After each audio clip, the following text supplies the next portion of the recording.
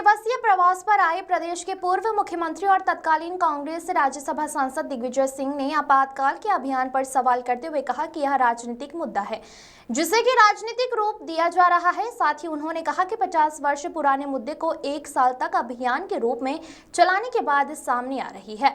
वहीं दिग्विजय सिंह ने बिहार चुनाव को लेकर चुनाव आयोग पर भी सवाल उठाए। मध्य प्रदेश के पूर्व मुख्यमंत्री और कांग्रेस राज्यसभा सांसद दिग्विजय सिंह इंदौर पहुंचे। यहां पर एयरपोर्ट पर उन्होंने मीडिया से चर्चा के दौरान कई सवालों के जवाब भी दिए। भाजपा द्वारा आपातकाल को लेकर किए जा रहे कार्यक्रमों से जुड़ा था, जिसमें उन्होंने कहा कि 50 साल पुराना मुद्दा है जो कि एक गैर राजनीतिक मुद्दा है, लेकिन उसे राजनीतिक रूप देकर विभाग द्वारा बाकायदा आदेश जारी किए जाते हैं कि इसे 1 साल तक अभियान के रूप में चलाया जाए, जबकि भाजपा की सरकार में मौलिक अधिकारों का हनन हो रहा है।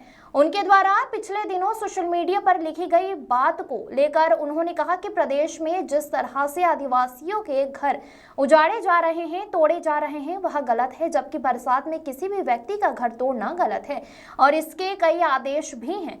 तो वहीं मातृभाषा को लेकर चल रहे महाराष्ट्र में विवाद को लेकर उन्होंने कहा कि मातृभाषा में पढ़ाई करना सभी का मौलिक अधिकार है और बच्चों के परिजन उन्हें कैसे चाहें वैसे पढ़ाई। साथ ही 3 लैंग्वेज का फॉर्मूला है जिसमें सारी बातें शामिल हो जाती हैं। साथ ही बिहार चुनाव को लेकर उन्होंने कहा कि चुनाव आयोग द्वारा एक फॉर्म दिया गया है जिसमें जिसके वोट हैं वह उसे फॉर्म को फिल अप कर और उसमें पासपोर्ट नहीं ऐसी कई जानकारियां दी गई हैं।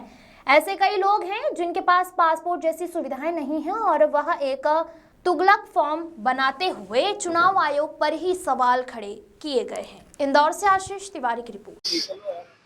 ये पहली बार हुआ है कि केंद्र सरकार ने एक राजनीतिक मुद्दे को अराजनीतिक मुद्दे को राजनीति के रूप में पूरे देश में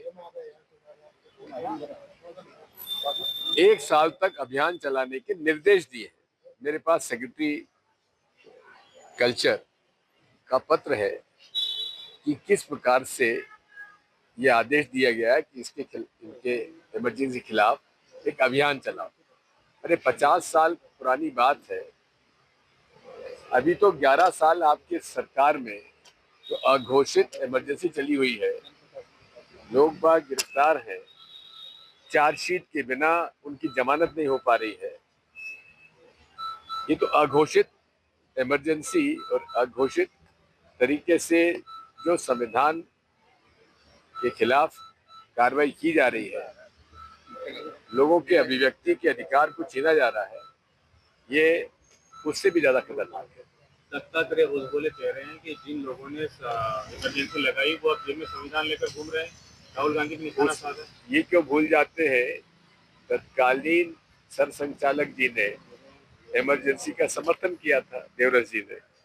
तो राजनाथ सिंह जी ने एससीओ पर साइन करने से मना कर दिया, जो में आता है। मुझे जानकारी नहीं, देखने की बिना मैं नहीं बोल सकता। वो मैं भी करा था आदिवासियों को लेकर, मध्य प्रदेश को लेकर विवाद है। हाँ, बात ये है, प्रदेश में जिस प्रकार से आदिवासियों के साथ अन्याय किया जा रहा है, बरसात में उनके घर उजाड़े जा रहे हैं, ये अमानवीय है। इसकी हम घोर निंदा करते हैं और मांग करते हैं कि इसमें अनेक